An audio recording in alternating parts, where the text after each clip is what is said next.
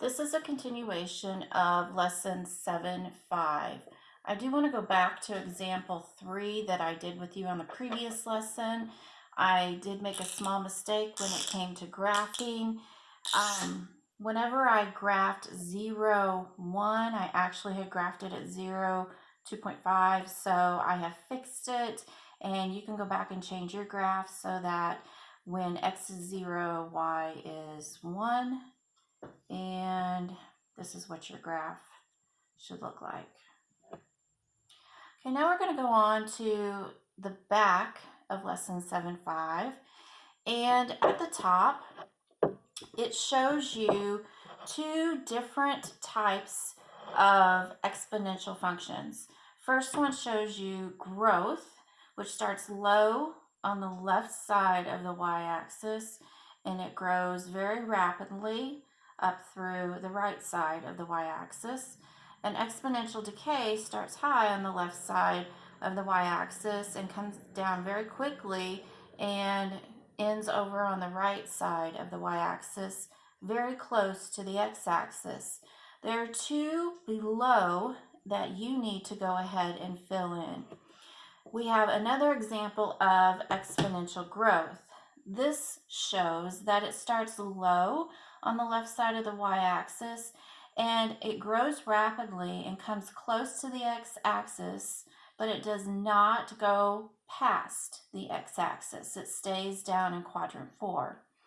The other one shows exponential decay, which starts up very close towards the y-axis and declines rapidly over into quadrant 4.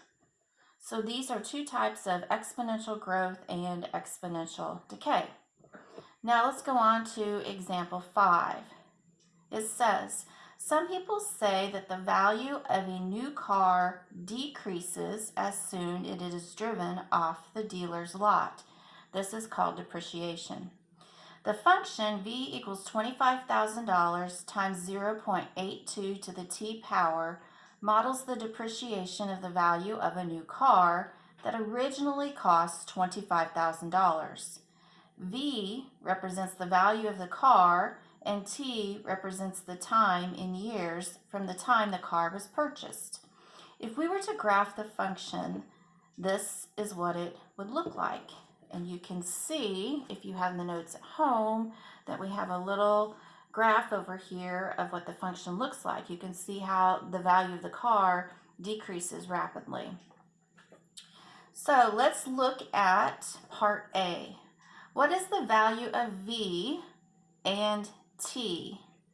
Why are they meaningful in this function? So let's look at v. The value of the car starts at $25,000. So v, we know, is important because the meaning has to show that it's between 0 and 25,000, which represents the dollars. And then when we look at t, we know that time cannot be negative, so every value for t has to be greater than 0. Part B says, what is the value of the car after 5 years?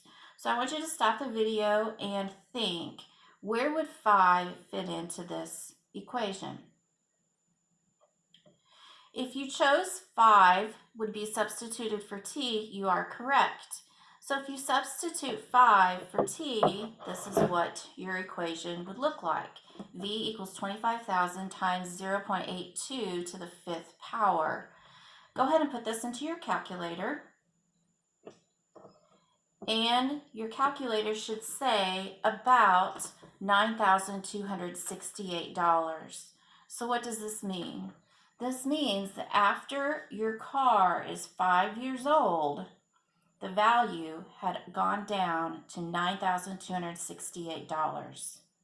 So from $25,000 down to $9,268 in a matter of 5 years. Now let's look at example 6.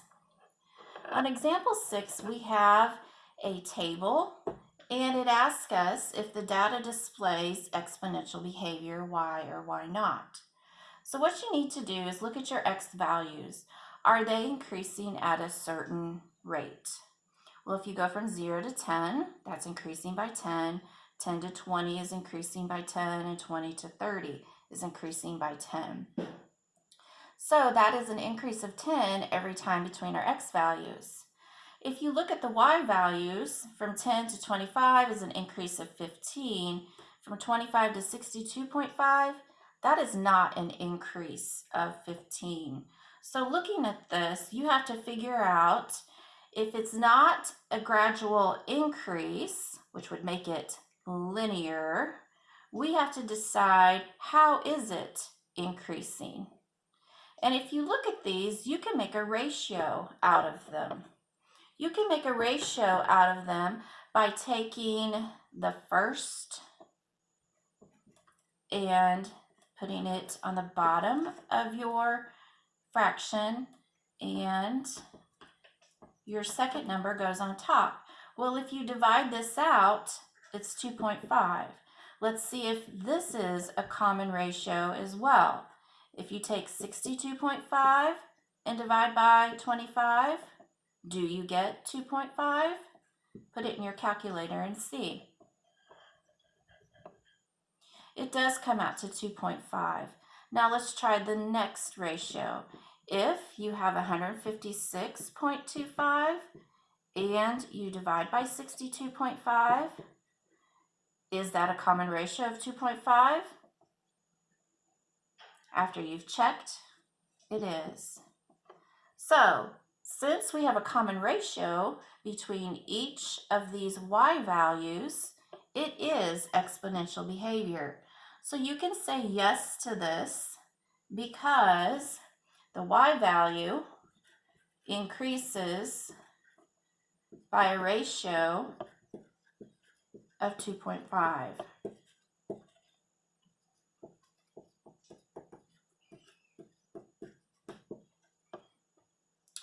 And that is the end of our notes for lesson 7.5. Go ahead and do your homework and get it submitted, and I will look at it and give you feedback.